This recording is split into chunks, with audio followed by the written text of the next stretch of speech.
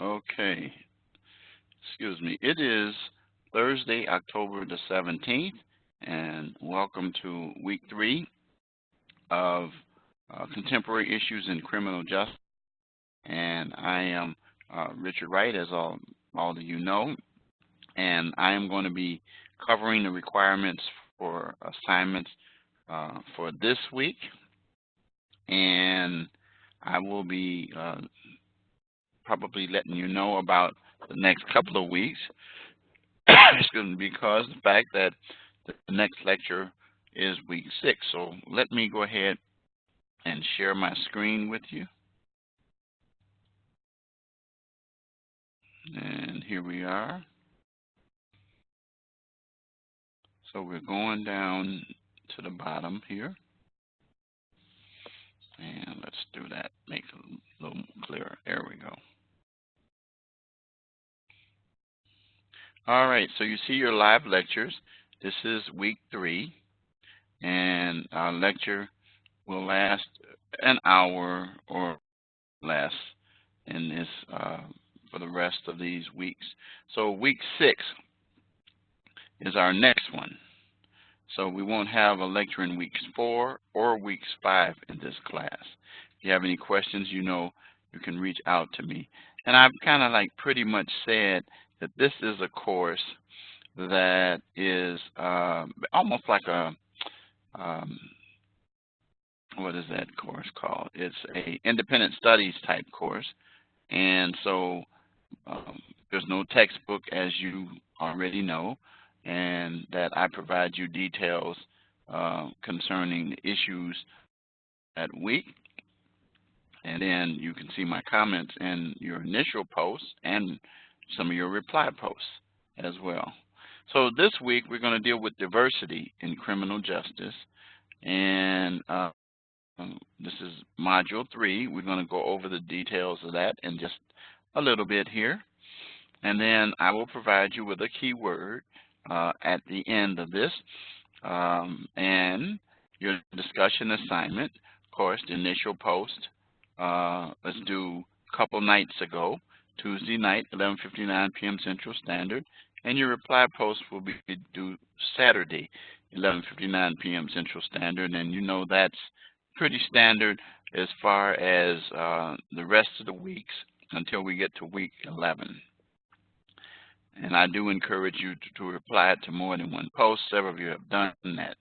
Finally, complete the written assignment, local ethics, and I'm going to requirements and the rubric for that. And of course, all written assignments are due on Sundays, 11:59 p.m. Central Standard Time. And you know about my motto, adversity is a springboard to success.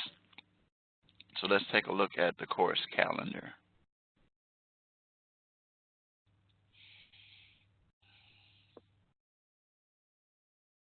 Let's see what we got here. Okay, so here's where we are here, and the module started on Monday the 14th, and then the 15th is when you did your initial post. Then your reply post is due Saturday, and then your written assignment for this week. And then for the next 2 weeks, which will start the 21st all the way through to the 27th, you have a written assignment, which I'll go over with you before I depart here. And then I will do the same thing for week 5, and we'll go over that. And then this week 5 is your first week for your field work progress. And I will mention to you when I get there to remind you the importance of citations and references and research. So you can look at the course calendar anytime you want, and because it's all the way through, everything is in here. All you have to do is click on the next month, all the way through to December 13th. All right, so let's go back to that. All right, so now let's go into itself. And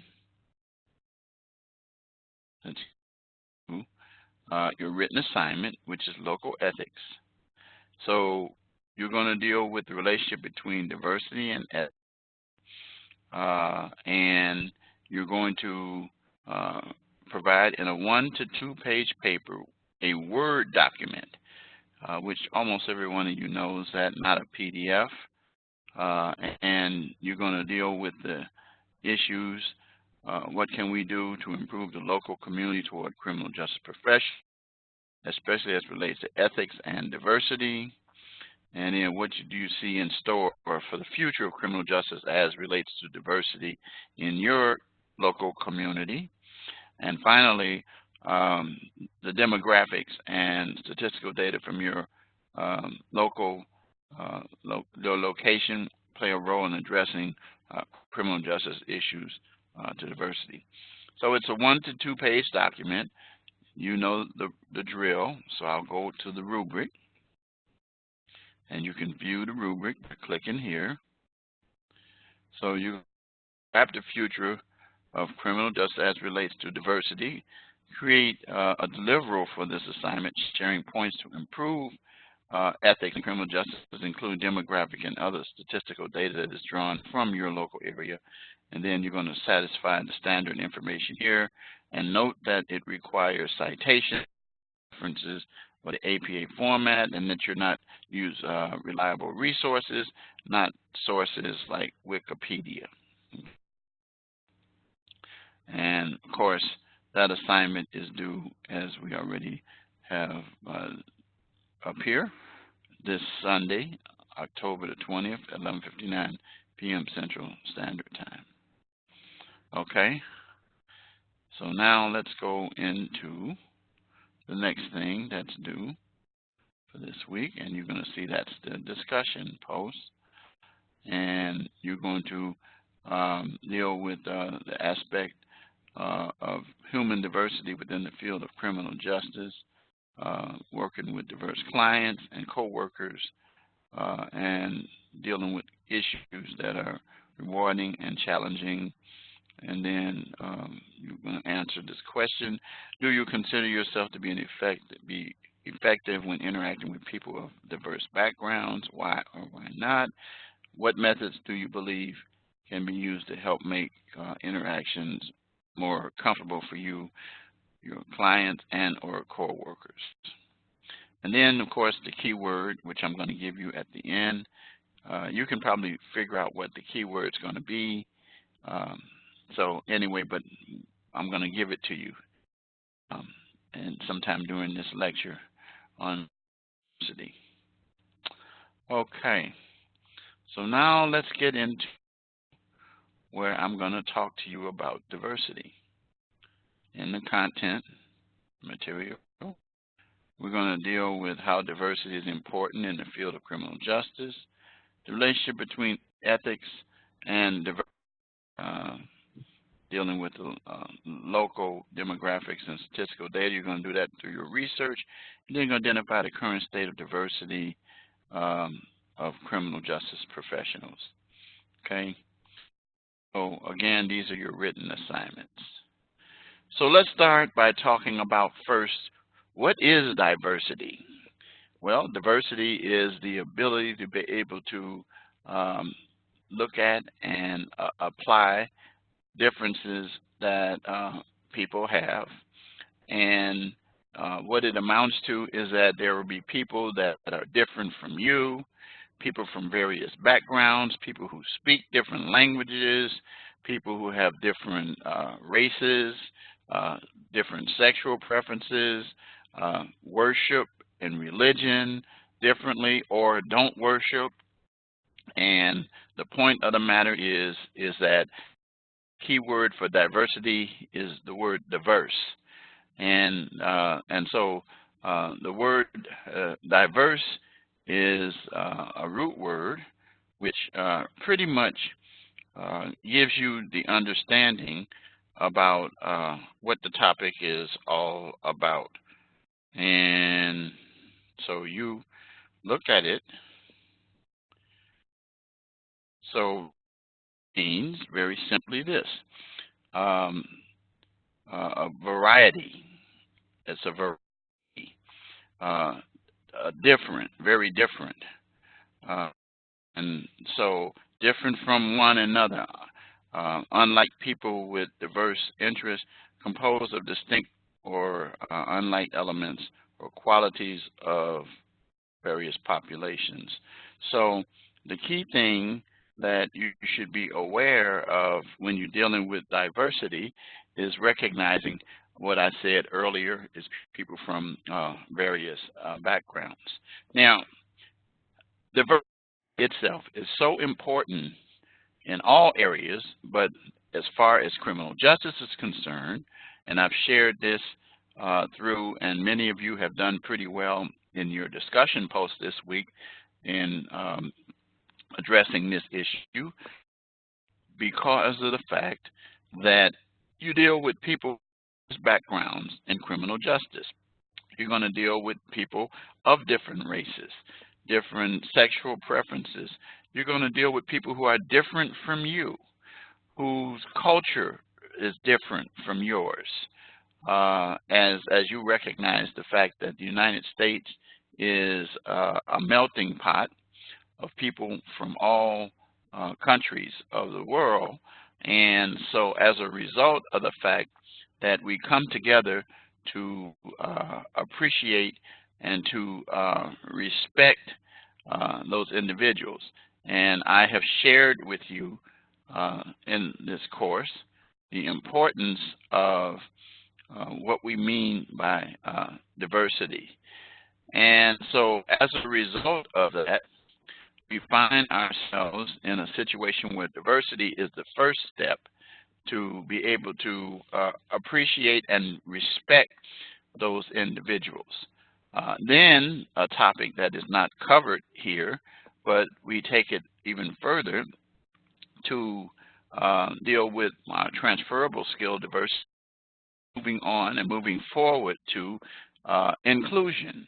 And as you should know, inclusion takes diversity, and what it does is it takes individuals and give them, as we refer to the term often, is not just a seat at the table, but a seat at the table, appreciating and recognizing what individuals have to offer.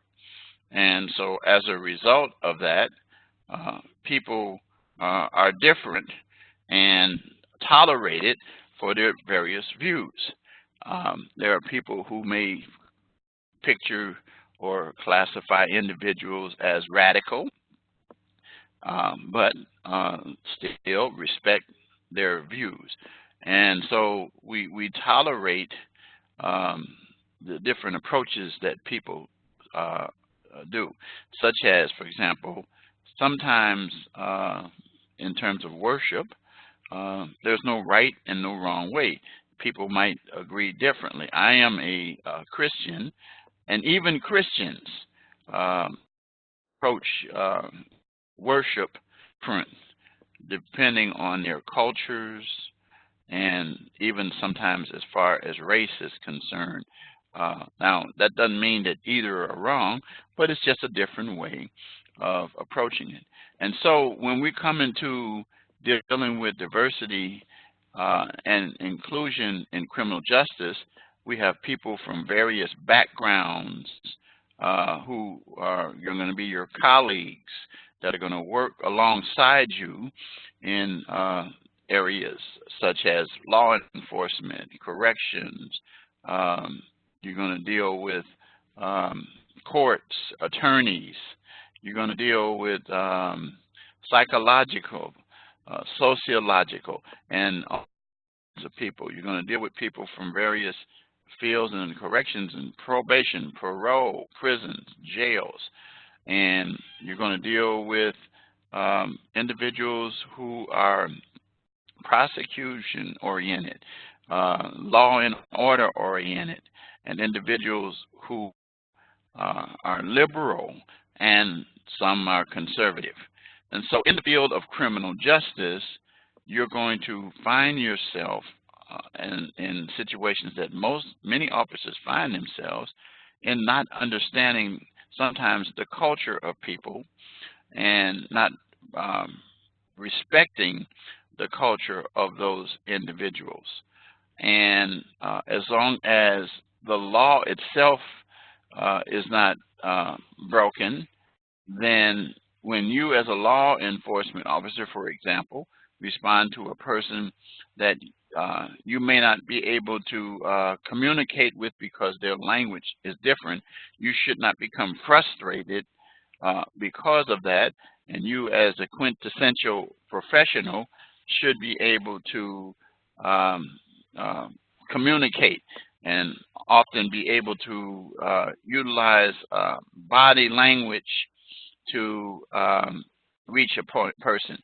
We all know pretty much universally that nodding the head up and down indicates a yes, and we also know that left, horizontally generally means that that answer is no. And then maybe somebody hunts their shoulders, and then they might be, I don't understand, I don't know, those kind of things. We also recognize, too, that individuals might, for example, fold their arms, and we seem to look at that from the perspective that what that person is really saying, either they don't want to be bothered, or, if a person holds their hand up, that might mean stop, and those kind of things. So the language. Now, I will say this to you, that as a law enforcement officer or a person in the criminal justice field, whether it's corrections, that it is very likely you're going to run across a person who speaks Spanish, because the fastest growing population in the United States, bar none, is Hispanic. And there are even different dialects in terms of people who speak Spanish, because people from Spanish cultures may be from Spain, they may be from Latin America, they may be from Mexico, they may be from Puerto Rico, and other places. You may run across a person of a Haitian who may speak some French. You may run across a person from Africa whose cultural differences could be found even within the continent of Africa, depending on the province or area that that person. And so the key thing is, you as a criminal justice individual being able to allow yourself to connect and be able to reach those individuals. And or you have individuals that are in the department who may be bilingual, who can speak more than one language. I can tell you this, that I can speak a little Spanish, but I have friends who are Polish. I don't understand any of the language that's spoken there, and so I definitely need a translator in that. And you can say this: be aware that even if that person speaking that language has a little bit of understanding of the English language which you might be communicating in, it may not be used contextual proper, but the key thing is to open the lines of communication. But we don't ridicule people and we don't show disrespect to individuals. Every person is entitled to dignity and respect. I always told my law enforcement officers when I taught a course on written and oral communication in law enforcement, to, I don't care how reprobative or how reprehensible or how that person that is a potential criminal or is a suspect, you still treat them with dignity and respect. I oftentimes give the example of Sergeant Joe Friday, and I'm dating myself going back to the 50s and the 60s, and some of you might know Joe Friday from the movie that Tom Hanks was in the 90s, and he played. He played the sidekick, but I think it was Dan Aykroyd who was Joe Friday. And in the character Joe Friday always communicated with suspects or people in a polite, respectable manner. And it's hard. And you never use foul language. Not only is it unprofessional, but it's disrespectful as well, and can create problems with what you're trying to accomplish as a criminal justice professional. Remember, you are the expert, and there are things that you have to be able to do.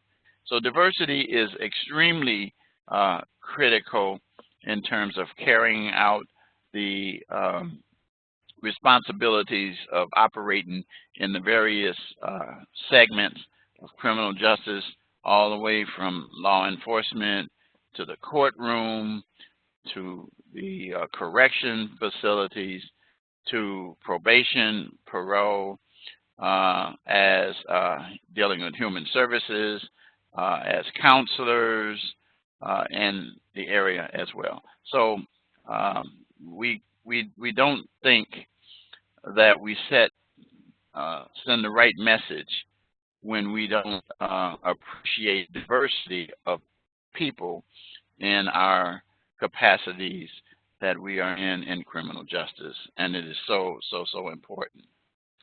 So ethics and criminal justice go hand in hand. You of course, with ethics, you should always, as we say, do the right thing, and you should do the ethical thing. And usually your ethics is taught at home, as we oftentimes say, but that there are procedures that you will have as an individual working in your jobs, professional responsibility, codes of conduct, and things of that nature that will guide your ethical practices in your various fields. And so law enforcement, attorneys, judges, and correction officers, jailers, caseworkers, social workers, psychologists, all have to deal with the issue of ethics. And so dealing with the demographics in your area, oftentimes you're going to find people that are different from you. And so there is a requirement that the individuals in your community that you encounter should be able to trust and rely on your being professional and treating them with dignity and respect. So you're going to, in your written assignments, you're going to include some details about the relationship between diversity and ethics, and looking at the demographics and the statistical data in your area. What kind of people are you likely to run into in that area? And we've kind of covered the fact that treat them with dignity and respect. Finally here, identify the current state of diversity. Well, I can tell you this in criminal justice professionals, that when I was in high school in the 60s, that there were fewer, and I'll speak from the perspective as an African American, there were fewer African American police officers and correction officers, and even attorneys as well. And that since that time, many jurisdictions, including my local area where I was born and actually raised for much of my life. This city of Chicago is now recruiting, as far as law enforcement is concerned, Chicago Police Department, from individuals of various cultures, as well as they did away with some of the height restrictions which existed, which discriminated against Mexican Americans because of the height of many Mexican Americans being short. And they also have begun to recruit more and more and more females. That's in the criminal justice area, and that goes in the law enforcement, in the fighters and fire department, in the jails. There's a lot of correction officers that I have run across, and females now are even found in large numbers in all-male facilities, such as one that's near where we are, Stateville of the Illinois Department of Corrections. And so the key thing is recognizing the fact that there is a, a movement toward increasing the number of criminal justice professionals. I'll share with you an experience that I had when I was in high school. I had a desire to become an FBI agent, and my career path to become a lawyer was to go and apply to the FBI, Washington, get a job, work my way up while I was in school, and then graduate with a law degree and become an FBI agent. However, because during from 67, actually 68, and I graduated in 69, when I was applying for the FBI, and background checks were thoroughly completed on myself, and I passed those without any problems. But unfortunately, the director of the FBI at that time was J. Edgar Hoover, and it was later discovered that he was summarily dismissing any applications that were for minorities and women. And so as a result, I didn't get a chance to go and do that. Now, years later, I got a letter apologizing and giving me an opportunity if I still wanted to apply. But I had by this time gone through law school and was actually a lawyer. And I said, I was 28 years old. I said, no, I'm not going to do it. And I turned it down and appreciated them writing.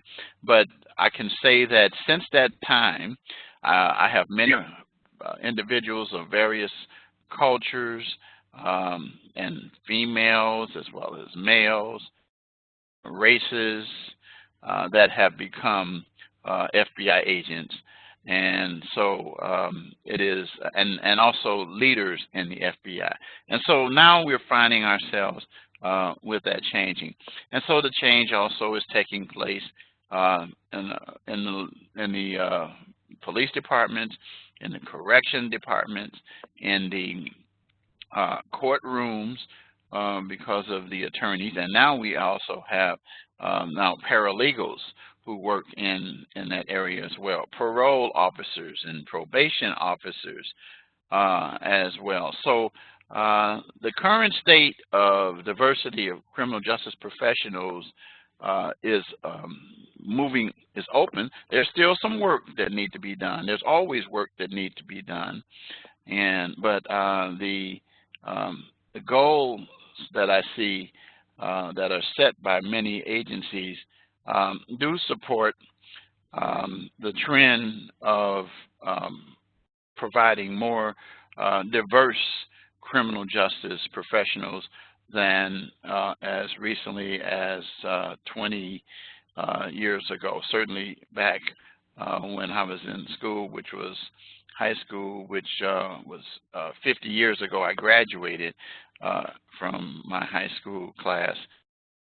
And then 41 years ago, I graduated a law school class. And so certainly there has been a change. And so I'm hopeful that with that happening, there will be people and this is not a racist statement, but that individuals oftentimes have people that they encounter as individuals who are part of the criminal justice system. I'm not talking about work, but are suspect or become criminals or have need for services from criminal justice professionals. It is something that they find people who, the term is used, that look like them, or basically what they're saying is of the same culture, race, sex, and national origin. So that's not to say that only individuals of a race, sex, or national origin communicate with individuals, but there are times when it's beneficial to have that take place. And we go back to looking at some of the things that happened in history down through the years regarding how individuals have felt that they've been discriminated against because of their race, in terms of being incarcerated or being arrested, those kinds of things. So we're going due north in it. Some people say we're not going fast enough, but there's going to be that. So, but diversity is so important. And so I'm going to quickly, and then I'm going to give you a keyword. I'm going to quickly take a look at weeks 4, and what we're going to do there is just we're going to cover the assignments. So we're going to deal with the hiring process, and you're going to, in week 4, you're going to conduct some research, which, by the way, make sure you have your rubrics covered, your citations and references. I also post an announcement to remind students, because you'll lose 5 points right off the bat. And so this written assignment for week 4, and this should be double space Roman 12, and have a cover page as well as citations in the body and references at the end, not just a gratuitous citation. No, I want citations throughout the body of the paper, because citations do support your statements that are contained in your papers. So in the 2 to 3 page paper, you're going to describe the hiring process for careers within those, and you're going to conduct some research. And then it says include the full name of the agency as well as the website, and be sure to include how each of them are similar or different from each other. And then additionally, how the knowledge and practice of criminal justice research methods impact the process as well. And then you're going to submit your assignments accordingly. And again, reminding you that your rubric is in here as well, and you can make sure that you get into the habit of utilizing your rubric and making sure that you understand about this requirement, which I just talked about. And then these things here, they go all throughout your papers and through your field reports as well. All right. So that's the written assignment for week 4. And then your discussion post going to deal with the sorts of research strategies helpful in preparing for a job application interview, and then explain your response in detail. I say that all the time about discussion posts as well. All right, so then we come to week 5, and we're getting to the halfway point here. And your written assignment is dealing with the technological advances in the field, and some of the technological advances of criminal justice that you're aware of, beginning with the 1900s and through to the current period, and some of the advances that have occurred patrol cars, electronic surveillance, GPS tracking, body cameras. Now there's what we call weapon cams as well, diversionary programs, as well as there's some other things like DNA and other tools that are used in law enforcement and in criminal justice in general, and how they have worked to make the criminal justice professional to be a better one. And it's going to be a 2 to 3 page paper with the proper citations and references. And once again, you're going to go to the rubric, and the rubric, of course, tells you once again, get into the habit of using the rubric. And so then there's one more assignment for week 5 that you need to be aware of, because week 5 is the first time that you provide progress of how you're doing in a 1 to 2 page paper.